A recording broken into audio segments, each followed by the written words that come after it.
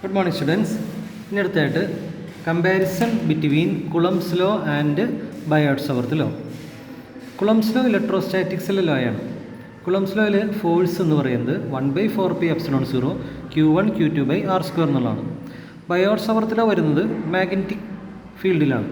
So magnetic field dB equal to μ0/4π I dl sin θ/r² എന്നാണ് magnetic field കാണാനുള്ള equation. Both are long range forces. ഇത് രണ്ടും electric ഫോഴ്സും magnetic ഫോഴ്സും long range forces ആണ്. The principle of superposition applies to both fields. Electric ഫീൽഡിലാകട്ടെ magnetic ഫീൽഡിലാകട്ടെ principle of superposition, അതായത് ഇൻഡിവിജ്വൽ ഫീൽഡുകളുടെ സം എടുത്താൽ നമുക്ക് റിസൾട്ടൻ്റ് ഫീൽഡ് കണ്ടുപിടിക്കാം. ആ ഒരു ഐറ്റം നമുക്ക് രണ്ട് ഫീൽഡിലും സാധ്യമാണ്.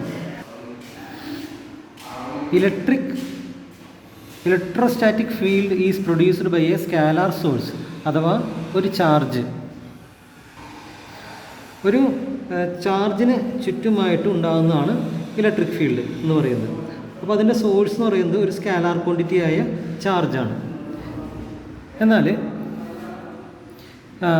The magnetic field is produced by a vector source, that is current element DL. നമ്മൾ ബയോട്ട്-സാവർത്തിൽ കണ്ടു, ഒരു കറണ്ട് ഒരു എലമെൻറ്റിൽ കൂടി ട്രാവൽ ചെയ്യുമ്പോൾ, DL ലെങ്ത്തിൽ കൂടി ട്രാവൽ ചെയ്യുമ്പോൾ, അല്ലെങ്കിൽ സെർട്ടൺ കണ്ടക്ടറോട് ട്രാവൽ ചെയ്യുമ്പോൾ അതുവഴിയാണ് ഒരു പോയിന്റിൽ മാഗ്നറ്റിക് ഫീൽഡ് ഉണ്ടാകുന്നത്. അപ്പോൾ ഈ മാഗ്നറ്റിക് ഫീൽഡ് ഉണ്ടാകാൻ കാരണമായ ഒരു സോഴ്സ് എന്നത് ഒരു സിംഗിൾ ചാർജ് അല്ല, മൂവിങ് ചാർജിൻ്റെ ഡയറക്ഷൻ, അഥവാ ഒരു വെക്റ്റർ സോഴ്സ് ആണെന്ന് കാണാൻ പറ്റും. എന്നാൽ ഇവിടെ അത് സ്കാലാർ സോഴ്സാണ്. ഇനി the electrostatic field is along the displacement vector joining the source and field point. ഇപ്പോൾ ഇലക്ട്രോസ്റ്റാറ്റിക് ഇതാണ് സോഴ്സ് ചാർജ്.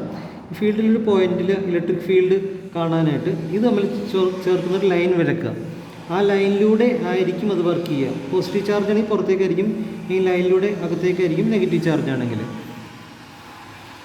എന്നാൽ the magnetic field is perpendicular to the plane containing the displacement vector R and the current element ideal എന്ന ആ ഒരു vector.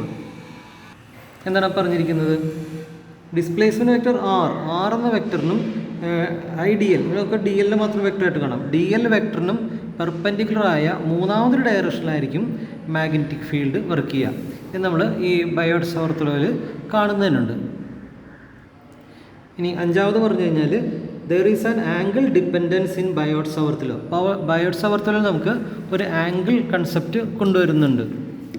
അതായത് ഇവിടെ ഒരു ഇതാണ് ബയോട്ട്-സാവർത്ത് ലോ, അതിനകത്ത് ഒരു സൈൻ തീറ്റ, അവിടെ തീറ്റ എന്നൊരു ആംഗിൾ അവിടെ വരുന്നുണ്ട്. എന്നാൽ ഇലക്ട്രോസ്റ്റാറ്റിക് ഫോഴ്സിനെ കാണിക്കുന്ന ഈ ഒരു ഇക്വേഷനിൽ അവിടെ ആംഗിൾ കൺസെപ്റ്റ് ഇല്ല. അപ്പോൾ ഇതൊക്കെയാണ് അതിൻ്റെ പ്രധാനപ്പെട്ട വ്യത്യാസങ്ങൾ, സിമിലാരിറ്റീസൊക്കെ. ഓക്കെ, ഇനി നമുക്ക് അടുത്തായിട്ട് പഠിക്കാനുള്ളത് ബയോട്ട്-സാവർത്ത് ലോ. അതിൻ്റെ ബേസിൽ നമുക്ക് ചില ആപ്ലിക്കേഷൻസ് ഉണ്ട്. ബയോട്ട്-സാവർത്ത് ലോ ഉപയോഗിച്ച് കണ്ടുപിടിക്കാവുന്ന, ഈസി ആയിട്ട് കണ്ടുപിടിക്കാവുന്ന ചില കാര്യങ്ങൾ. അല്ല, ആദ്യത്തേതാണ് magnetic field on the axis of A circular current loop. ഇതൊരു സർക്കിളാണ്.